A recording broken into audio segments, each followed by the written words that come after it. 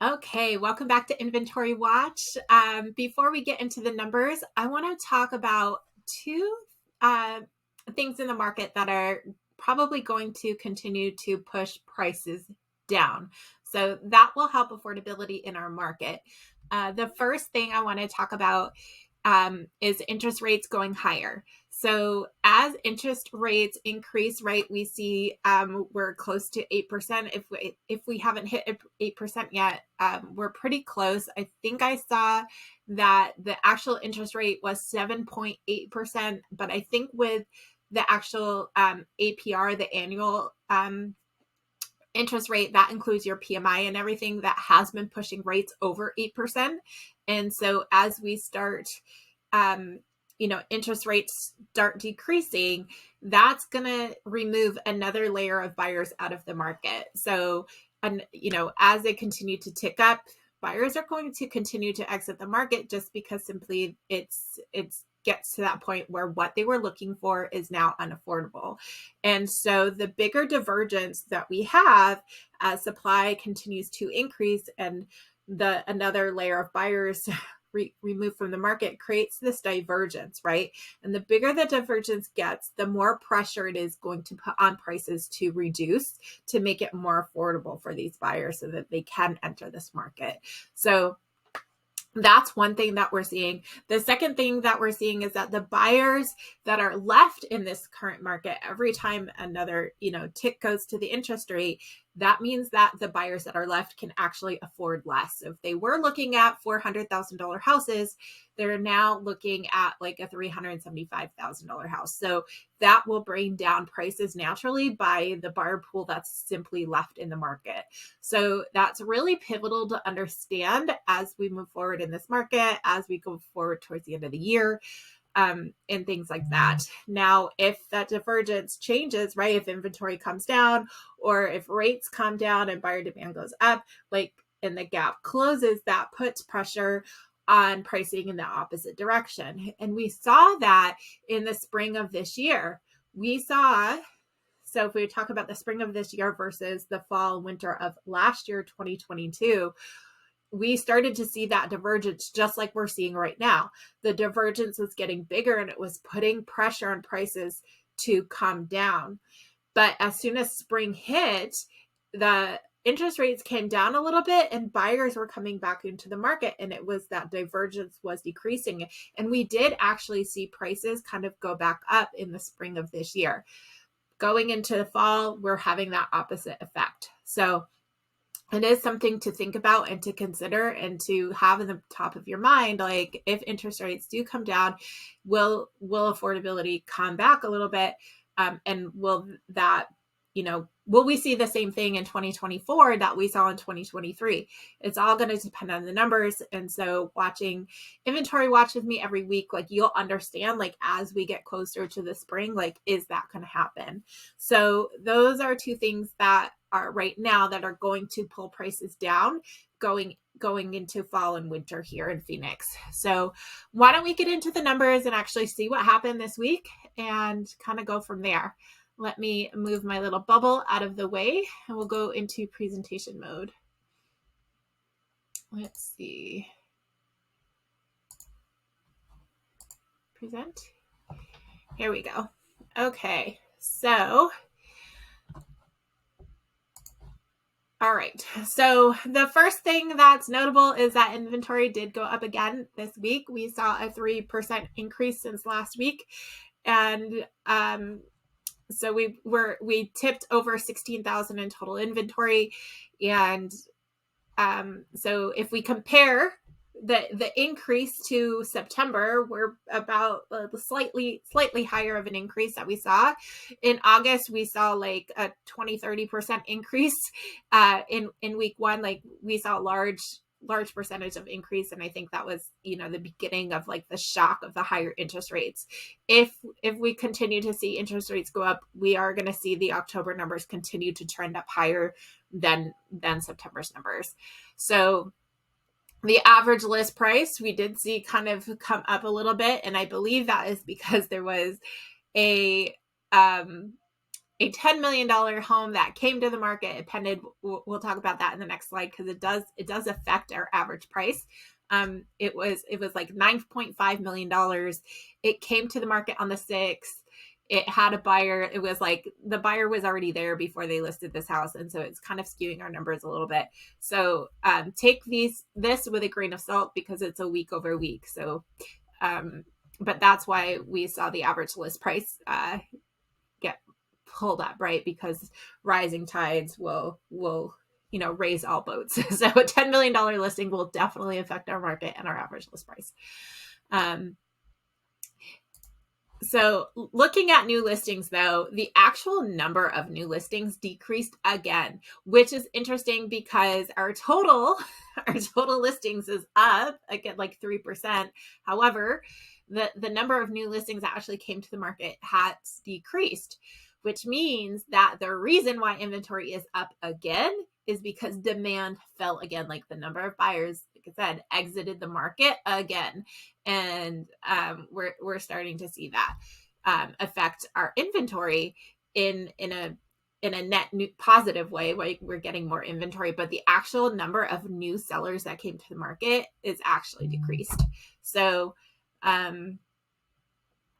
this was from last month, but last month we saw no increase in listings, but week over week we did see like no increase in new listings. We saw actually negative increase in new listings. So that's where we're at there. Let's talk about what this kind of means moving forward. I think that there are 3 ways that inventory will start to increase over the next 6 months. We've already started seeing it with reason number 1, with these rate increases and what I talked about, right? So we're seeing inventory stack up because buyers are exiting the market. We aren't seeing inventory because we have new listings, but I think that may change.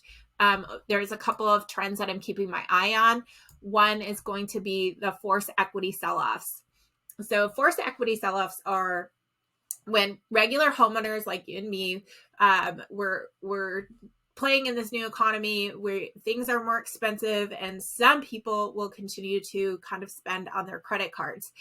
And what's been happening is that the credit card interest rates like tick up slightly. Like you may not notice it, like I'm sure they sent notices, but like you may not notice it in the actual APR number, but like you'll notice it in your payment that your credit card payments actually like gone up.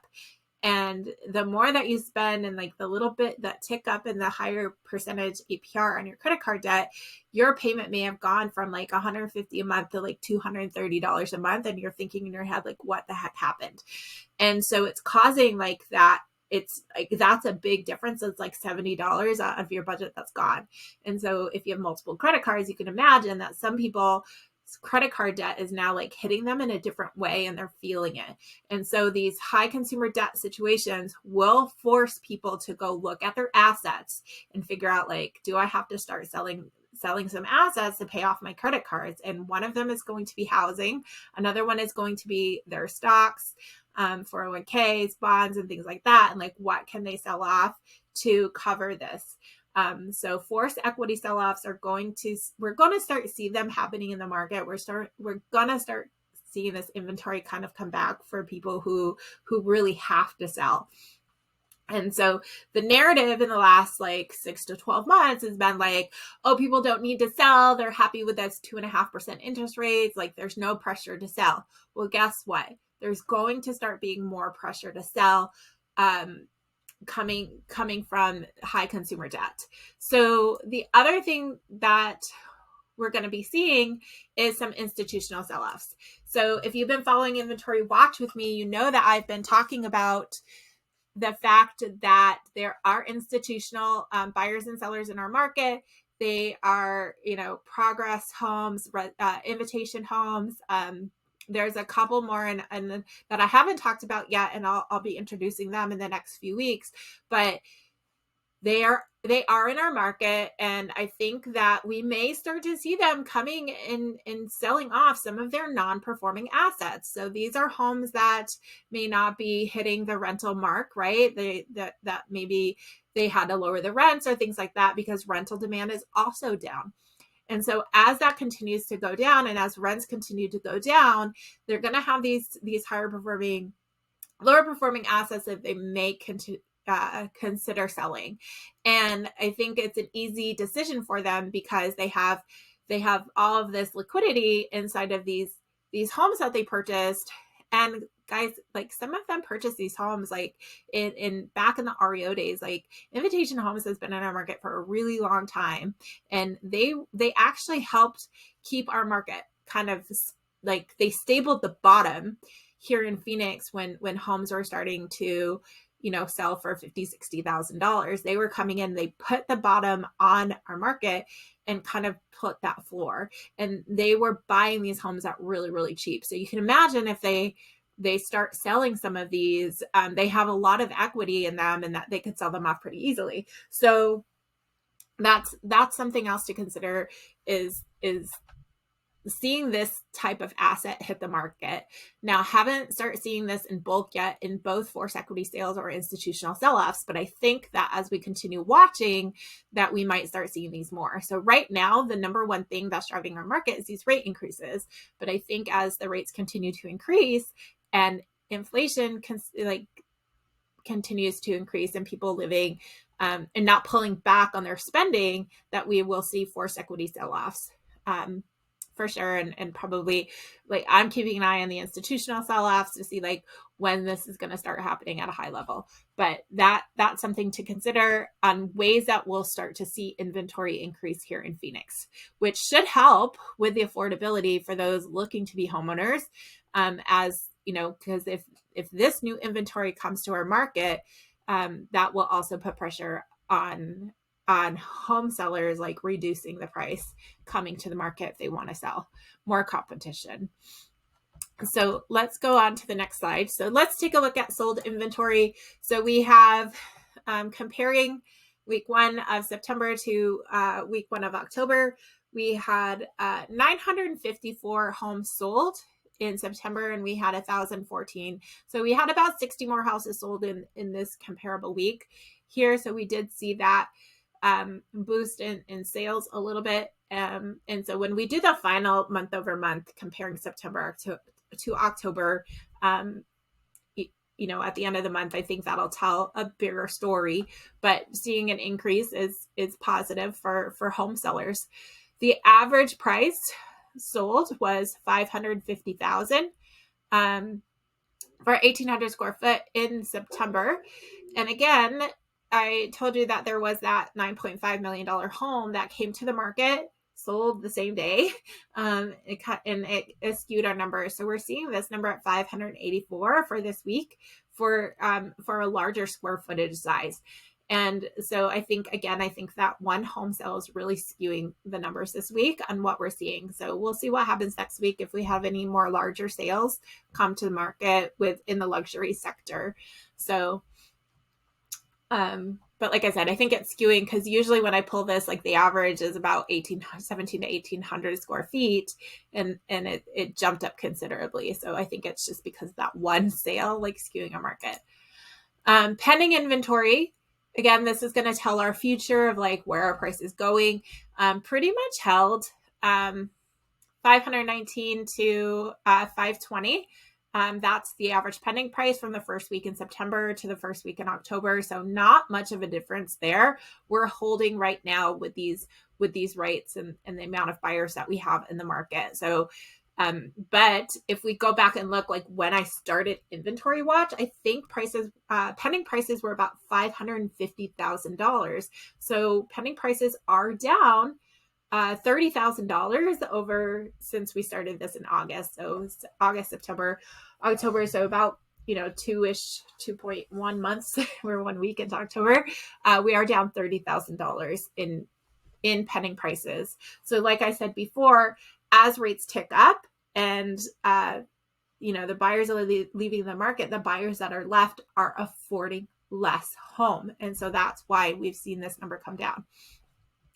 So not much of a difference, 588 to 609 in the pending inventory. And I believe the next slide is how we're trending, right? And so we started seeing we had like 900-ish buyers in the market the week of August 5th. and we're now down to 600 buyers. This is kind of where we've leveled off with the current interest rates. I believe as interest rates continue to rise, if we get closer to that 9%, we're going to see another step down and a new average hit. So right now, this is the 7 to 8% interest rate. This is kind of what we're seeing here is like this is the number of buyers we have with 7 to 8%. As we get to 8 to 9%, I believe we'll see another step down, and we'll have like this is the 8 to 9% buyers that are in the market. So if we do get there, that's what I'm predicting. Let's take a look at rentals, because again, I feel this is really important to continue to watch the rental market to understand where institutional investors' heads are and what's going on there. So if we come and we look at new rental listings, this is a little bit different than what we've seen in the residential for sale market. The for sale market, we saw no new listings month over month. But with rentals, we actually saw an increase of 4% new listings in our market. So, yep, rental listings did increase again this week compared to last week, and we actually had fresh inventory come to the rental market. So when we look at how many actually like sold, right, or leases signed and moving in, we saw 936 renters finalize their lease in week one. And in October, week one, we're at 797. So we did see quite a bit decrease there. I don't know if I updated those numbers. So ignore those because I'm not sure if they're correct. I'll put my face over them. So we did see total renters in the market also decrease again. So just like buyers in our market that have decreased, I think we saw another step down in renters kind of leaving the market. And we did see the average rent at the beginning of September was $24.79, and now we're down at $24.42. So we did see about $35 come off of rents in just 4 weeks. Let's look at pendings, because again, this is what's going to tell the future of like where we're going and as far as where rentals are concerned. So in week one, we saw pendings 321 renters in the market, like inquire about a lease and put it, say I want to close on this by the end of the month. And the average pending price was $230 or $23.41. So you can see the average pending price 4 weeks later is now just $21.85. So rents again are going to continue to be on this downtrend. So I would imagine by the end of October we're going to see rents down again. In September they were down like $35. So let's see where we end October. But pending, the number of people again took another dive, so 321 to 247, and I think as we go into October, I think we'll start to see like the numbers in the hundreds happening here, and then we'll show the pendings, right? So looks like we really bottomed out in September, and then we're kind of stabilizing here in October. So it'll be interesting to see where we are next week. What's interesting that we have to watch is that week one is always the highest in the month. So the first week of the month is because the end of the month has usually the biggest number of closings for renters and like people like putting stuff under contract. So as we see these numbers trend down, like here's the first week of the month, here's the first week of the month, here's the first week of the month. If this is the first week of the month, that's the same as the last week. That just means like the next week, I feel like we're going to see this just kind of go down.